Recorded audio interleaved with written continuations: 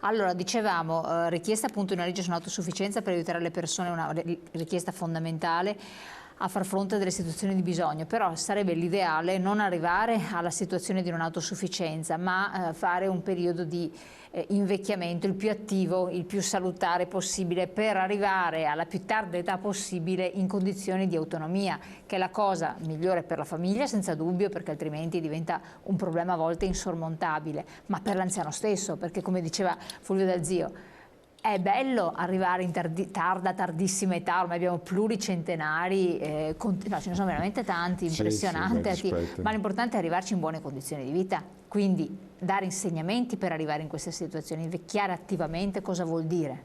Sì, allora invecchiare attivamente, invecchiare intanto appunto è un traguardo che si dovrebbe raggiungere nel miglior modo possibile, perché ogni età, come dire, ha i propri lati positivi o può dare delle soddisfazioni. Per fortuna adesso si sta anche molto diffondendo una cultura, un'informazione che va in questa direzione e spiega alle persone che bisogna mantenersi attivi, cioè invecchiare bene significa restare in attività. Vuol dire continuare a curare interessi, frequentare persone, vivere nel sociale anche molto. Non è un caso, per esempio, che molti pensionati si dedichino anche al volontariato. Oserei dire che il volontariato si regge su questo, proprio il bisogno non solo di essere attivi, ma anche di dare parte della propria energia, della propria esperienza a vantaggio di altre situazioni. Il sindacato prende molto seriamente l'opportunità, ecco, perché non è un problema, l'opportunità dell'invecchiamento attivo dal sindacato, dallo SPI nazionale in poi, e noi facciamo molte iniziative proprio per spiegare alle persone che ci si può mantenere in salute con uno stile di vita adeguato. Vuol dire curare l'alimentazione, vuol dire curare appunto la socialità, continuare Interagire con altre persone, creare rapporti quindi. Creare rapporti vuol dire insomma essere... muoversi molto. Il movimento è la soluzione di tante cose. Addirittura noi facciamo anche tante iniziative per spiegare alle persone che la soluzione non è sempre e solo il farmaco, anche in presenza di qualche problema, ma ci sono appunto alternative nel movimento, nell'alimentazione, che danno risultati, se non uguali, addirittura migliori, ripeto, non per cose gravi, però ti aiutano a non entrare in un circolo vizioso dal quale poi è difficile uscire e si entra appunto in una cronicità senza fine. Ancora, proprio per favorire questi aspetti, noi curiamo molto la parte, diciamo, sicurezza, no, degli anziani, e quindi iniziative che spieghino come tutelarsi di fronte alle truffe, di fronte ai raggiri, di fronte che si può cadere facilmente in tranelli ben organizzati, con iniziative che coinvolgono anche esperti della Polizia di Stato e che danno appunto una serie di suggerimenti e insistono quotidianamente che le relazioni, le buone relazioni con il vicinato sono sicuramente migliori degli antifurti, migliori di altre forme magari, no, anche sofisticate di allarme, perché proprio la sorveglianza reciproca è quella che risolve tanti problemi e che tutela un po' tutti. Quindi questi messaggi, insieme al fatto che non si è più sicuri se ci si chiude in casa, se si abbandona la vita attiva, ma è proprio il contrario, servono anche, ripeto, per continuare in quel percorso di invecchiamento attivo che non porta le persone a essere sole, tristi, abbandonate e in preda poi a una serie anche di fantasmi a questo Assolutamente. punto. C'è da aggiungere qualcosa relativamente sempre a questo, però legato alle richieste che voi andrete a fare, per cui appunto abbiamo detto la legge sulla non autosufficienza, attenzione che è arrivato un messaggio lunghissimo, lo leggo subito. Vorrei dire questo governo, ma in realtà questi politici non interessa nulla di problemi di pensionati, lavoratori, eccetera. Siamo solo un risparmio di banca. Quando hanno bisogno vanno al bancomat e ritirano un po' di denaro. Protestare gridando giustizia non serve a niente. In questa società bisogna metterli in ginocchio su ciò che interessa, i soldi, sciopero fiscale, ma tutti. Vabbè, insomma, vabbè. Un po' eversiva questa cosa, sì. noi non siamo... Noi cerchiamo iniziative siamo, legali, sì. vero? Siamo all'interno di una No, ma la legalità cosa- ben difesa. Assolutamente. Ecco, volevo chiedere appunto relativamente al discorso dell'autosufficienza, voi avete delle precise istanze relativamente a questo, cioè aumento adeguato delle risorse, la contestualità tra il riconoscimento dello Stato di un'autosufficienza che viene fatto con una valutazione multidisciplinare e anche un piano individuale assistenziale, la garanzia del responsabile della gestione del piano, insomma ci sono tanti aspetti che devono essere affrontati, cioè non è solo dire voglio questo, eccetera. No, ma infatti non a caso, e questo tavolo finalmente si attiverà, insomma, perché va detto che grazie anche all'iniziativa che abbiamo messo in campo il 16 si apre un tavolo con il governo per affrontare appunto il tema della non autosufficienza, che ha varie sfaccettature, insomma,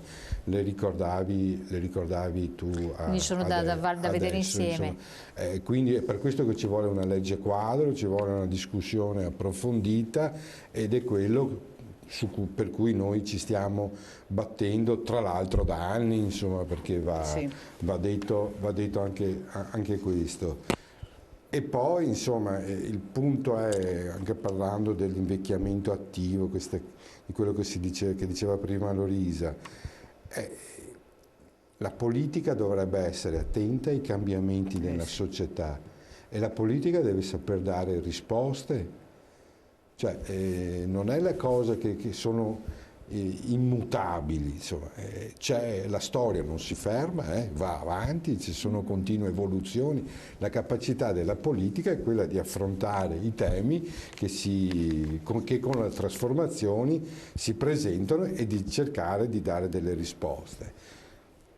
Punto che secondo me noi abbiamo in Italia è che abbiamo una classe politica, per la stragrande maggioranza, non tutti, che non guardano nemmeno all'oggi, guardano al momento stesso, insomma. Quindi non c'è proiezione. Non c'è, cioè la politica deve saper guardare avanti, deve dare risposte. Se invece si gioca tutto sul consenso, sui social, e purtroppo è questo, stiamo vivendo queste contraddizioni. E le difficoltà ci sono tutte, per quanto riguarda i pensionati, per quanto riguarda i lavoratori, per quanto riguarda i giovani, insomma. La lungimiranza di un politico sta a quello di saper leggere i fenomeni, le trasformazioni, e di dare risposte a quelle che sono le nuove esigenze, comprese, ovviamente questo significa poi fare delle scelte, indirizzare risorse, per cui ci vogliono anche le risorse, perché anche il tema che poneva il messaggio precedente del fisco. Allora, vabbè, anch'io pago troppe tasse, però poi vogliamo cominciare a ragionare di sanità? Vogliamo cominciare a ragionare di non autosufficienza? Vogliamo parlare di scuola? Vogliamo parlare di sicurezza? Vogliamo parlare di previdenza, di assistenza? Di trasporti. Di trasporti, questa è spesa pubblica, e la spesa pubblica, viceversa, il rischio vero è che tutta una serie di conquiste di carattere universalistico, come era la sanità, si stanno sempre più, o come è la questione delle case di riposo, una politica che si sta indirizzando verso il privato. Questo è il punto politico vero, secondo noi. Assolutamente. Il risultato è che poi le persone non hanno più le risorse per curarsi, rinunciano, come si diceva, e sempre più persone rinunciano a rivolgersi alle strutture pubbliche, non perché vanno al privato, ma perché non hanno le risorse per pagare. Quindi ecco. Leggiamo due messaggi. Allora, questo è: viva le manifestazioni, siamo in un paese dove ormai chi governa non rispecchia la maggioranza degli elettori, almeno con le manifestazioni possiamo ancora esprimere un pensiero democratico. Vediamo il messaggio di prima. Con quel poco di nero che riesco a racimolare riesco a pagare mezza badante per mia madre, se aspetto un aiuto dallo Stato sto fresco. E questo è il problema, tra l'altro, delle badanti, è un altro discorso. Il problema delle badanti, il problema delle case di riposo, delle IPAB, no? Che nessun aiuto che viene dato. Scusa, anche qua noi siamo molto impegnati su questo fronte. questo è un fronte regionale ovviamente, abbiamo fatto un sacco di manifestazioni, abbiamo fatto un sacco di iniziative perché vogliamo che la Regione Veneto faccia una legge sulle IPAB, sul riordino delle IPAB. Oggi si assiste per ragioni anche di compatibilità economica delle IPAB stesse al passaggio sempre più frequente da IPAB, cioè da una struttura pubblica, a fondazioni, con tutto quello che ne consegue in termini di controllo pubblico. Allora non è possibile che anche su questo fronte noi Veneto siamo, insieme alla Sicilia mi pare, le uniche regioni in Italia che non hanno riordinato questa fondamentale partita.